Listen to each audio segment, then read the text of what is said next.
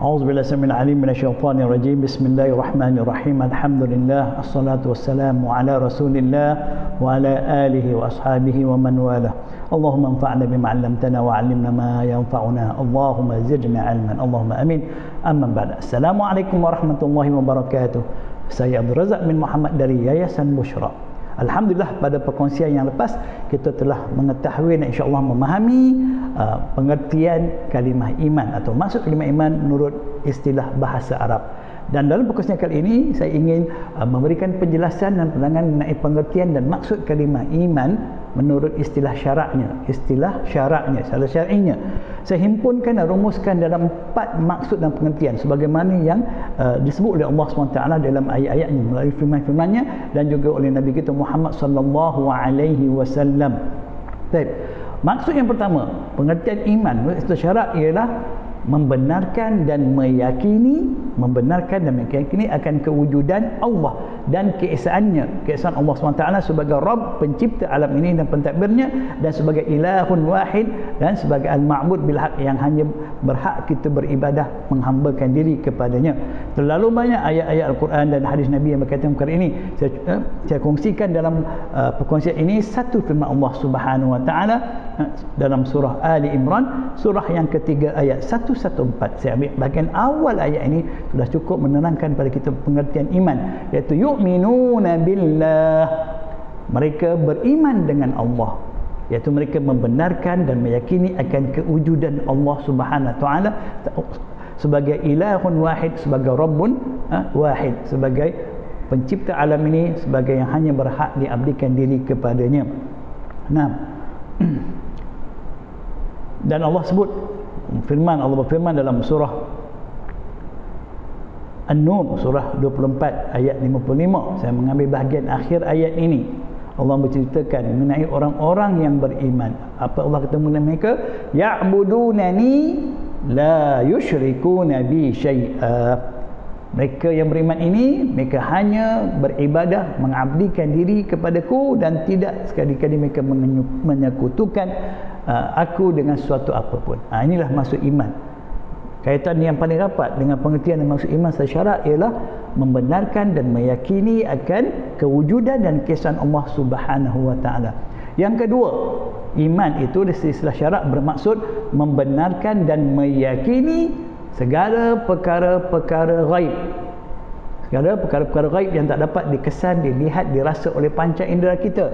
Ya, sebagaimana firman Allah Taala mengenai orang-orang beriman dalam surah Al-Baqarah, surah yang kedua ayat yang ketiga. Alladzina yu'minuna bil ghaib. Bahagian awal ayat ini.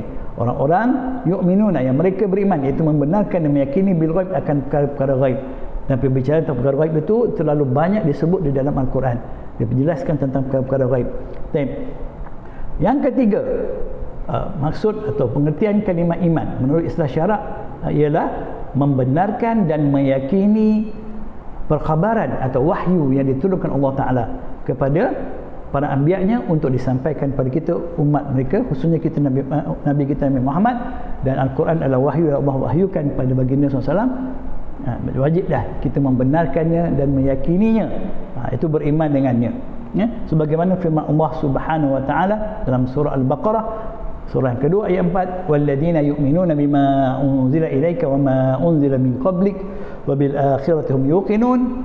Dan orang-orang yang yu'minun, mereka beriman, iaitu membenarkan, meyakini dengan apa yang telah diturunkan kepada kaum Muhammad, ini Al-Quran, dan apa yang telah diturunkan daripada sebelum kamu, iaitu kitab-kitab atau wahyu yang telah disampaikan sebelum ini.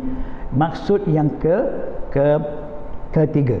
Adapun maksud yang keempat, inilah maksud keempat, iaitu membenarkan dan meyakini semua rukun-rukun iman secara al-jazm, iaitu bersungguh-sungguh, teguh dan yakin, tanpa ada sebarang syak dan ragu-ragu.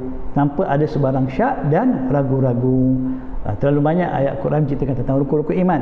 Antaranya dalam surah Al-Baqarah, surah yang kedua ayat 285, Allah SWT firman, amanar rasulu bima unzila ilaihi min rabbih wal mu'minun kullun amana billahi wa malaikatihi wa kutubihi wa rusulihi, hingga akhir ayat tersebut. telah beriman oleh Rasul dengan apa yang telah diturunkan kepadanya daripada Rabbnya, dan begitu juga orang-orang beriman. Semua mereka telah beriman, iaitu membenarkan dan meyakini akan Allah Ta'ala dan malaikatnya dan kitabnya dan Rasulnya, sehingga akhir ayat tersebut. Semuanya menerangkan tentang maksud iman, itu membenarkan dan meyakini dengan bersungguh-sungguh ke semua rukun-rukun iman tanpa sebarang keraguan. Dan sebagaimana yang telah disabdakan oleh Nabi kita Muhammad sallallahu alaihi wasallam apabila menerangkan tentang iman, baginda berkata, al-iman an tu'mina billahi wa malaikatihi wa kutubihi wa rusulihi wal yaumil akhir wa tu'mina bil qadri khairihi wa syarrih. Iman itu adalah kamu beriman, yakni membenarkan, meyakini akan Allah Ta'ala dan malaikat-malaikatnya dan kitab-kitabnya dan rasul-rasulnya dan hari akhirat, dan kamu beriman, iaitu membenarkan dan meyakini akan qadar, ketetapan dan ketentuan Allah Ta'ala, baiknya dan yang buruknya.